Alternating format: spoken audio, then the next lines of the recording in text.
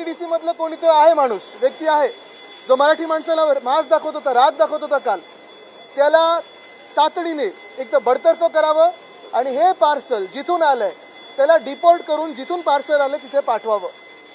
हे जे वाद आहेत हे आमच्या महाराष्ट्रात भाजपचं सरकार येण्यापूर्वी कधीही नव्हते. हा माज कधी नव्हता. अनेक भाषिक लोक इथे राहतात, आमच्या मुंबईमध्ये राहतात, महाराष्ट्रात राहतात, हे वाद कधी नव्हते. पण हे व्हेज नॉनव्हेज, आमच्या सोसायटीमध्ये मराठी माणसाला घर नाही, इथे नॉनव्हेजचं रेस्टॉरंट उघडू शकत नाही, कुठून सुरू झालंय? होय, आमच्या हिंदुत्वात, आमच्या प्रथा परंपरेत आम्ही मटन मांस मच्छी खातो ना, कोणी एवढं वर्ष काही अडवत नव्हतं. मग आत्ता व्हेजिटेरियन सोसायटी कशाला? आज आमची मागणी ही आहे की कालचा जो वाद झाला त्यालाच पकडून मुंबईमध्ये असेल किंवा आपल्या राज्यात कुठच्याही जिल्ह्यात असेल, कुठच्याही शहरात असेल, व्हेज सोसायटी जर कोणी करायला गेलं तर त्याची ओसी रद्द केली पाहिजे. मराठी माणसाला जर घर दिलं नाही त्याची ओसी रद्द झाली पाहिजे. त्या हाऊसिंग सोसायटीवर कारवाई झाली पाहिजे. जर कोणी आपल्या मराठी माणसाला दाबण्याचा प्रयत्न केला तर महाराष्ट्र द्रोहाचा गुन्हा त्याच्यावर दाखल झालाच पाहिजे. ही आमची मागणी आहे. आणि जर कोणी दादागिरी करू इच्छित आहे तर त्याला पोलिसांनी दांडका काय असतो हे दाखवणं लगेच गरजेचं आहे. ही आमची मागणी आहे. आणि मला पूर्ण खात्री आहे की जर हे मुख्यमंत्री महाराष्ट्रप्रेमी असतील, ह्या मातीतले असतील, तर आमच्या मागणीला ते मान देऊन तो कायदा महाराष्ट्र द्रोहाचा आणतील. अनेकदा आपण पाहतो मुंबईमध्ये देखील, आपल्या ठाण्यात देखील होत असेल, हाऊसिंग सोसायटी हे एरियाची नावं बदललं जातं. न्यू कफ परेड, कफ तुम्हाला झालाय, आम्हाला कशाला खोकला त्याचा? वडाळा बोला ना, काय लाज वाटते तुम्हाला वडाळा बोलण्यात? अप्पर वरळी लिहा ना, शिवडी आहे, शिवरी लिहितात, शिवरी लिहा, शिवडी आहे, परळ लिहा. कशाला ही सगळी नावं बदलताय? यांचेच एक मंत्री आहेत लोधा, विचारा काय नक्की आहे. आणि हा सगळा विषय मला वाटतं भाजपने याच्यावर उत्तर देणं गरजेचं आहे. हे सरकार कोणाचंच नाहीये, ईव्हीएमचं सरकार आहे. हिंदी में मेरी यही भूमिका आहे आणि म्हणून मी मराठीत बोललोय.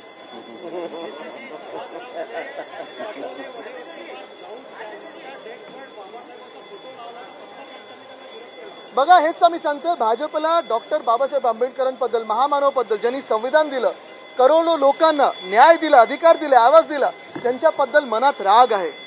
महामानव डॉक्टर बाबासाहेब आंबेडकर राष्ट्रपुरुष आहेत ना, आम्ही विधान भवनात त्यांचा फोटो घेऊन जाऊ शकतो, आमच्या हृदयात पण आहेत. चुकीचं काय? स्थगन करण्याचं, तहकूब करण्याची गरज काय होती? एवढा राग कशासाठी त्यांच्या मनामध्ये? अरे ह्याच्याबद्दल मला बोलायचं आहे.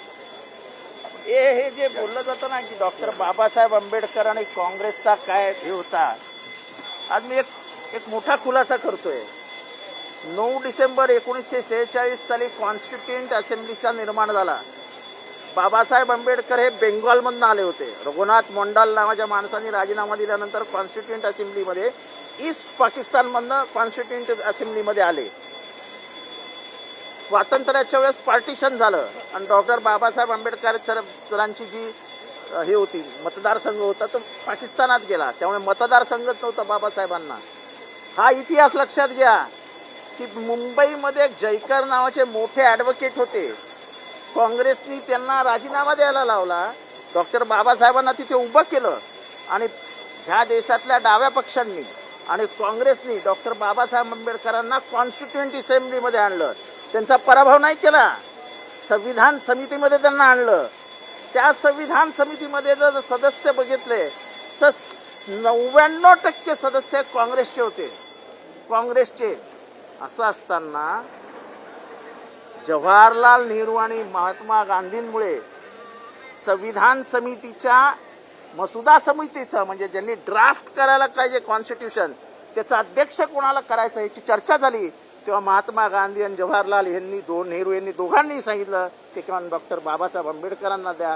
कारण का शोषण आणि शोषित बघितलेला एकमेव माणूस भारतात आहे, त्याचं नाव डॉक्टर बाबासाहेब आंबेडकर आहे. तुम्ही कसं म्हणताय काँग्रेसचा काहीच संबंध नाही? 0.1% संबंध आहे ना. हे मुळात जरी केलंच ही काही असेल तरी आत्ता गृहमंत्र्यांनी त्यांचा अपमान करण्याची काय गरज होती? आपण वर्तमानात जगूया. बोला.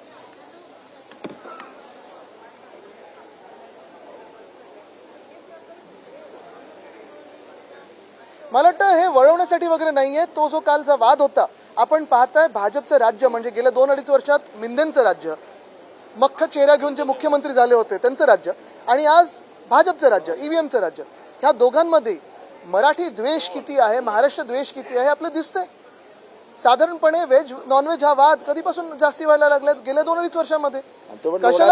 कशाला कुठच्या सोसायटीमध्ये व्हेज नॉनव्हेज वाद व्हायला पाहिजे? अनेक वर्ष अनेक भाषिक लोक, अनेक धर्माचे लोक, अनेक जातीचे लोक एकत्र राहतात मुंबईमध्ये. कधी हा वाद नव्हता.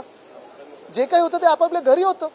पण कोणाचं तरी प्रथा परंपरा, आमच्या प्रथा परंपरा आमच्या हिंदू धर्मातल्या, आणि त्यांच्या काही वेगळे असतील, त्यांच्या मान्यता वेगळे असतील, ते व्हेज असतील, आम्ही नॉनव्हेज असू.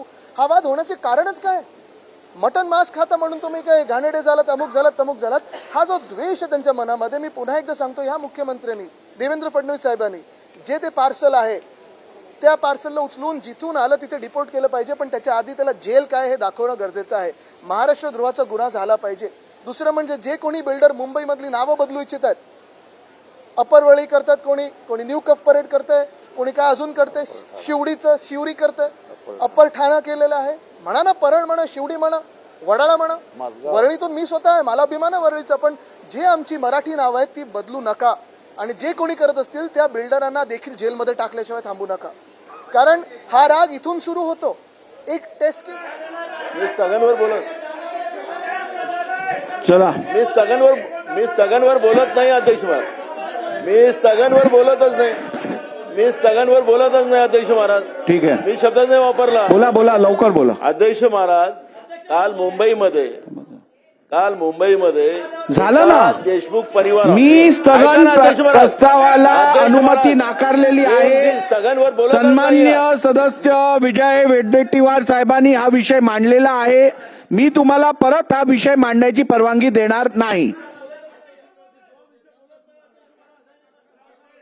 चला औचित्य घ्या. नाही बरोबर औचित्याचे मुद्दे